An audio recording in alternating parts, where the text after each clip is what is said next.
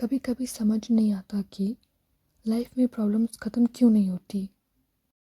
एक प्रॉब्लम ख़त्म होती नहीं कि दूसरी आ जाती है। सोचती हूँ चलो एक प्रॉब्लम ख़त्म हो गई तो अब कोई और प्रॉब्लम नहीं है, बट ऐसा नहीं होता। प्रॉब्लम्स तो ऐसे आती हैं जैसे वो बिन बुलाए रिश्तेदार हैं। कैसे कुछ रिश्तेदार बिन बुलाए आ जाते हैं, वैसे ही लाइफ में प्रॉब्लम्स भी आती हैं। रिश्तेदार तो फिर भी कुछ दिन में चले जाते हैं, बट ये प्रॉब्लम्स ये नहीं जाते। इतनी प्रॉब्लम्स हैं, समझ ही नहीं आता कि पहले कौन सा सॉल्व करूं, कहाँ से शुरू करूं, कुछ पता नहीं। वैसे अगर लाइफ में प्रॉब्लम्स नहीं होगी तो फिर वो कैसी लाइफ। बट बात ये नहीं है, बात ये है कि हद से ज़्यादा प्रॉब्लम भी ठीक नहीं है।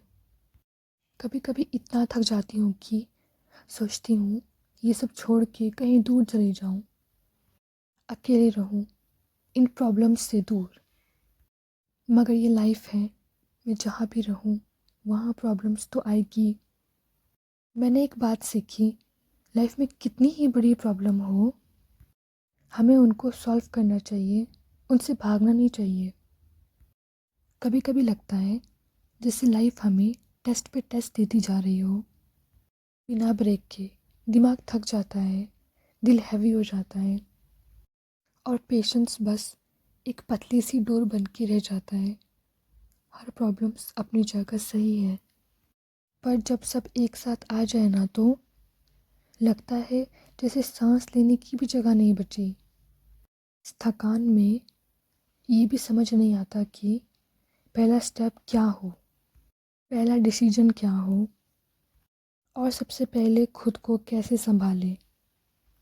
कभी कभी स्ट्रांग रहने की एक्टिंग करते करते इंसान अंदर से बहुत कमज़ोर महसूस करने लगता है, पर फिर भी स्माइल पहने रखता है क्योंकि लाइफ रुकती नहीं। फिर धीरे धीरे समझ आता है कि शायद प्रॉब्लम्स का आना नॉर्मल है और हर प्रॉब्लम हमें कुछ सिखा के जाती है। पेशेंस और खुद पर भरोसा। भागना इजी होता है, पर फेस करना ही असली हिम्मत होती है। और शायद इसीलिए लाइफ बार बार प्रॉब्लम्स भेजती है, ताकि हम खुद को और ज़्यादा समझ सकें।